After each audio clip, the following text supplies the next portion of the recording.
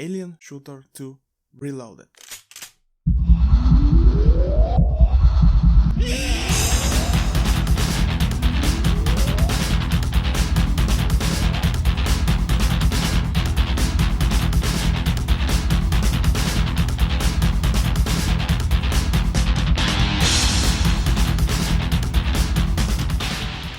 It's been a while since I've revisited the franchise. If you wonder why I don't start with the very first, the reason is simple. The second installment is the better game. This used to be one of my favorite games. Two words can describe it: simple madness. For a very long time I consider it a great example of twin stick shooter for one simple reason: the controls. I'll get into more details later. That's not the only reason why I used to love the game. The sheer carnage, over-the-top action and pure adrenaline are the other reasons. If I had to describe and sell you on the game with few words, I would say Alien Shooter 2 Reloaded is the best Starship Troopers game, better than the two official titles. Let us see if the game still has a place in my heart. Before I continue with the review, there is something important I have to mention. I tried everything and I couldn't make the game run in 1080p. I'll leave all the links in the description for whoever wants to try all the solutions. There are some mods available on ModTP, so you can dig in there. If you don't like playing game in 4x3 in max resolution 1024x768, you can skip the game, but not my video please. In my opinion, it's worth your time. Both of them. The plot is very simple. I will even spoil the ending. The game is not story heavy and the plot is predictable. The game takes place in a not too distant future of 2027. You play a mercenary hired by Magma Energy Corporation. They don't appear to be nice. In an email sent to you, they literally stated they can terminate your contract and you. I guess your character is used to such conditions and terms. You are sent to meet General Baker in one of their facilities. You've done together some mission in the past, so he is aware how capable you are and probably that's why they send you. Once you find him, the general starts sending you in the depths of the facility to clear up the mess.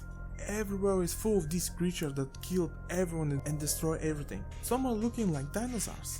At some point, the general mentioned that Magma experimented with interdimensional gates and they opened the door, figuratively and literally, for those aliens to join the 4T party. At some point around this experiment, there was a terrorist attack which weakened the people in the facility and then the monsters struck hard. I guess they didn't like tea and biscuits. Of course, there is a central mastermind that controlled them, a giant hulking monster in a mech suit. The whole game is you being sent somewhere to fix or turn something. There isn't much of a story to spoil, it's just an excuse to blow shit up. What is a bit surprising is the game have two endings. One of the later levels, you are tasked to collect information gathered by Magma about the aliens. With all the data, the creatures can be controlled. How and from where Magma found the information, we will never know. You have two choices. You either bring the data to the general or F him and fight the big bad guy, risking your death in the info falling into the hands of the central sentient being. Spoiler alert, the general is a power-hungry idiot. If you give the disk with data to him, eventually the aliens destroy the world. What I found funny about this particular ending is me, a single soldier, mow down thousands of creatures and there are 7 billion people on the planet and you're telling me there is no other like me? To be honest, the plot is an excuse for you to go and kill stuff. However, what does matter is the gameplay.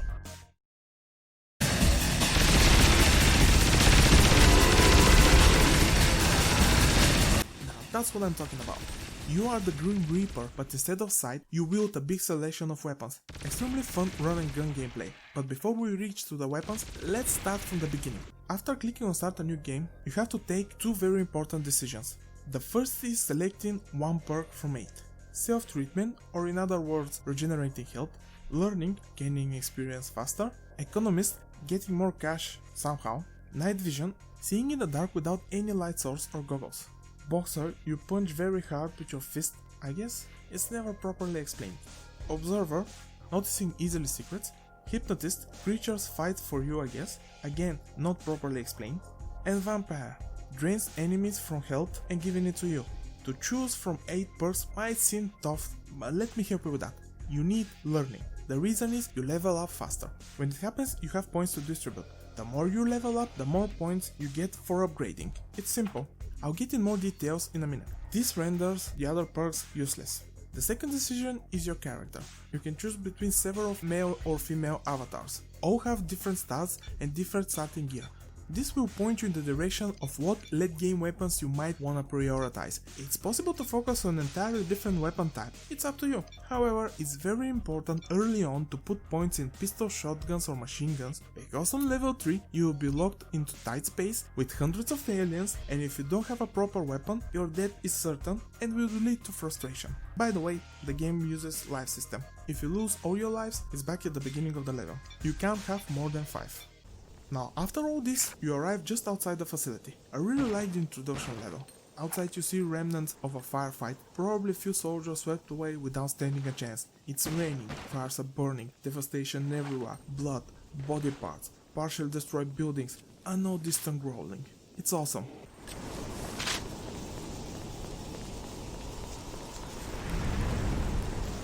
You enter the facility, and from here until the end of the game is just one thing: non-stop shooting until you swept away the alien menace. To work this formula, the shooting and controls should be very good, and they are. The shooting have arcade feeling, you just point and shoot, that's it. I mentioned in the beginning, one of the reasons I like the game is how you control the character. Where you shoot and where you walk are separated. What I mean is, if you are walking and pointing in the same direction, but suddenly you have to shoot enemies behind you, just rotate the mouse and keep holding the same direction. I've played other twin stick shooters that controls are different. For example, the whole view is moving with the aiming, and I'm not a big fan. With this movement you can circle strafe around the aliens. Think of the game like isometric twin stick Doom. The other thing I like about the game is the huge roster of weapons. You can carry from each type, but I doubt you will have more than 3. From real life pistols, shotguns, machine guns, grenade launchers to sci-fi weaponry. All you can want is there. I feel this is the appropriate time to explain the RPG part of the game. It's very bare bones.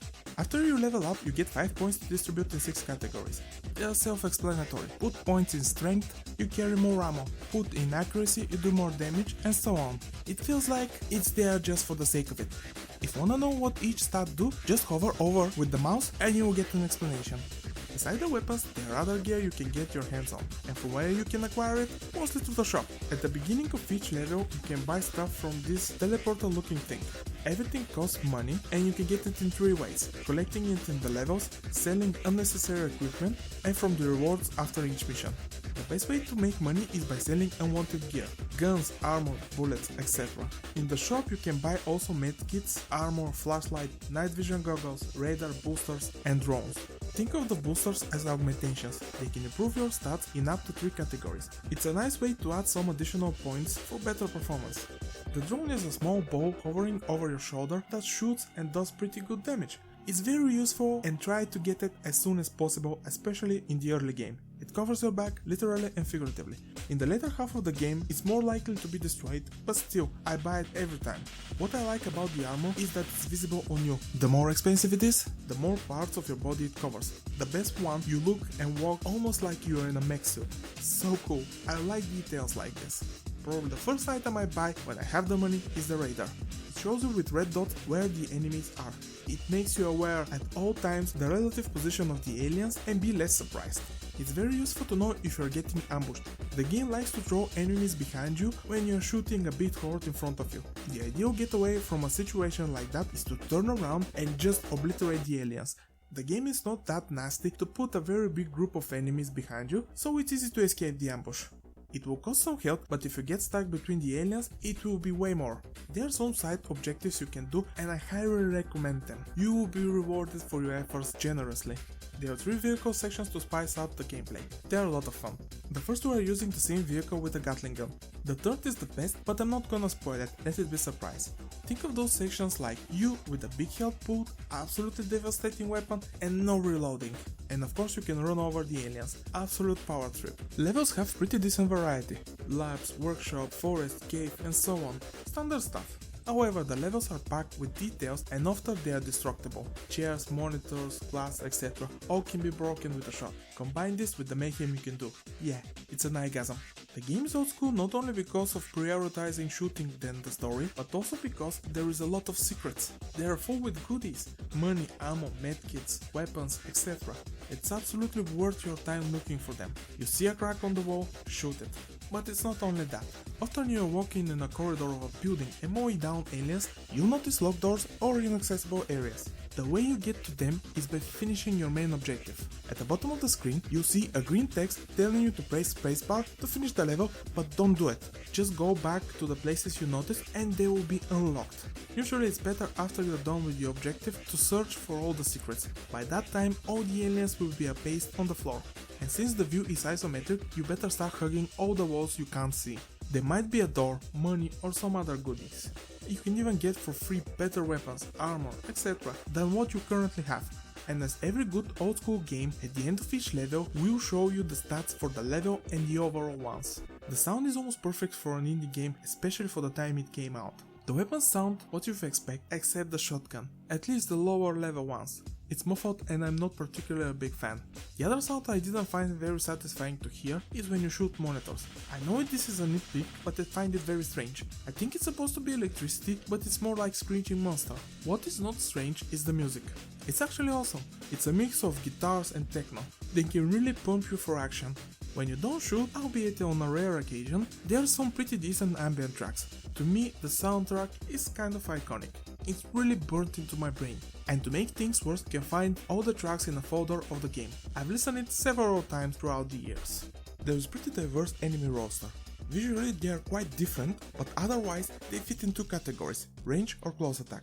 In the beginning there are four-legged bug creatures, slugs with spikes, one that moves fast, have only two legs with two big claws and spikes on his tail. Those are easy to kill, but when things start to get tense is when the bullet sponges start to appear. At first there are those with big mouth and a lot of sharp teeth in couple of sizes, looking like dinosaurs, it's mentioned in the game, but not too far into the game you will face big aliens with armor or exoskeleton. They are a mix of flesh and cybernetic parts. Some shoot a barrage of rockets, other lasers. One cool and small detail is the flying chunks of their armor when they are shot.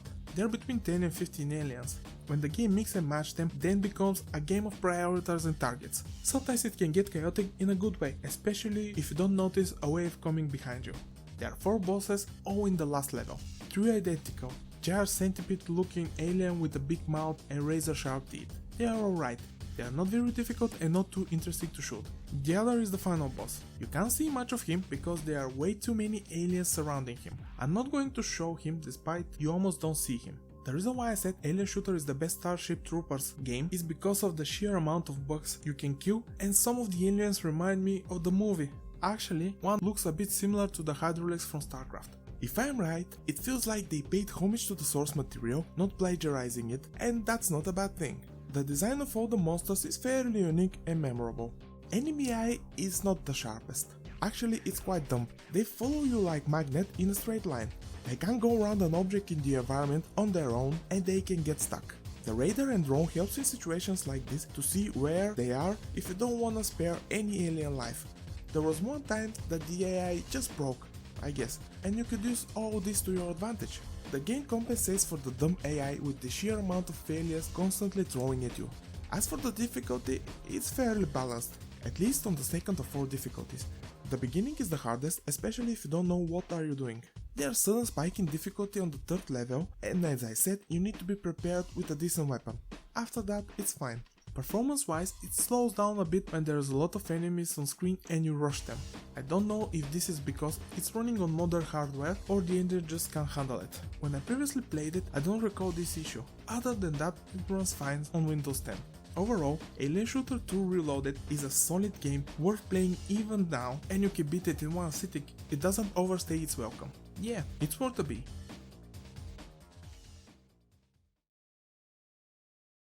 Do you know there is a better version of the game?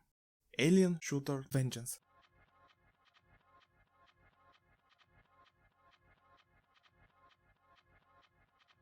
It's mostly the same game, but with few key differences. The biggest is the RPG part of the game. To summarize it, in Reloaded is butchered. In Vengeance you have more than the character upgrades. You also have all the 5 types of weapons and the armor. If you want to buy and use a better weapon and deal more damage with a certain type, you have to invest points. But you can't level up everything, so you have to choose wisely on what to focus. I don't think you will use more than 2 weapons. In the beginning probably 3, but by the end of the game just 1. If you spread too thinly, you are going to be in trouble. This seems hard for a game that is all about shooting, but I see it differently. The game is not long. It will take you around 4 hours to see the ending. The way I see it, you can make different builds. This is a relative term here. It's not something grandiose, but it offers variety. This makes a game replayable. You can choose to focus on shotguns and machine guns in one playthrough, on the next on laser weapons. Eventually, as I said, you will leave just one weapon because you won't have enough space to carry everything. In Vengeance you have limited inventory space, especially in the beginning. By putting points in strength is the only way to expand the inventory. Every few points a new box is added.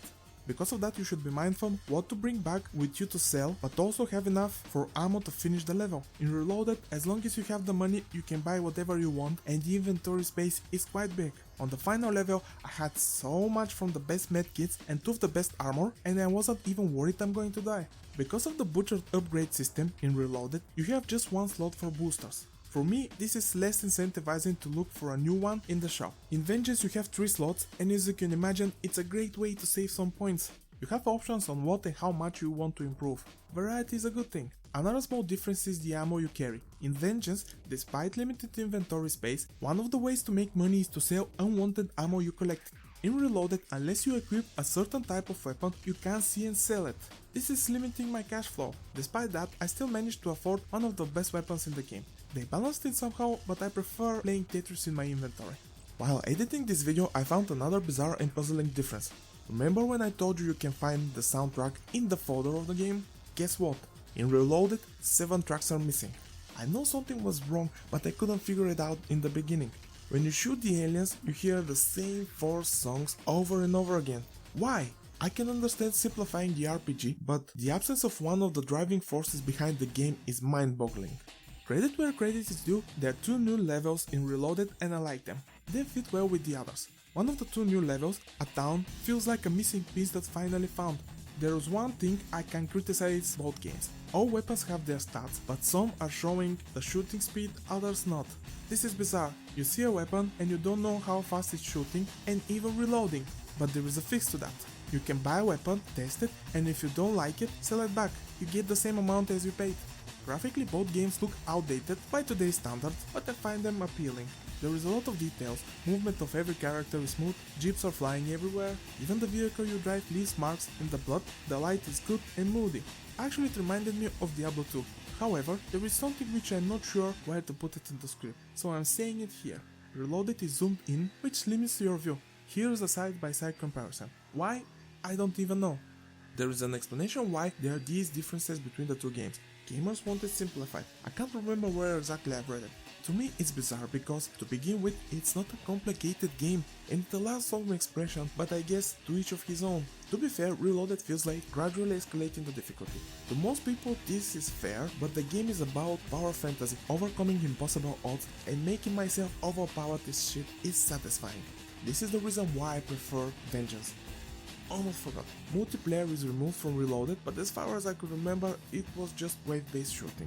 I don't think it's a big waste, to be honest. It will be cool to play co-op through the whole campaign, but it's unfortunate not having it. Every couple of years I return to this game. I seriously love the gameplay. I don't think there is another twin-stick shooter that puts you against thousands of enemies with the chance of wielding such a big diversity of weapons. And the shooting is so satisfying. Also the length is perfect. What frustrates me is I can't go wild with my builds. In Vengeance you can become insanely overpowered, as you can see from the footage, and it's ton of fun. In Reloaded I never felt the same. I still got one of the best weapons, but I felt less powerful. You can't be seriously overpowered. In Reloaded he's missing partially the attack is the best defense. It's balanced to feel fair, but it's missing a very important part. But this is just me, probably most of you wouldn't even care for such a difference. Sometimes less is more, but not in this case. If you never played the game, it's definitely worth your time. If you can fight Vengeance, it's a better game, but Reloaded is still fun. I'm always for supporting indie devs, and Alien Shooter 2 Reloaded is the version available online. When it goes on sale, it costs less than a cup of coffee. It's worth a bit even at full price.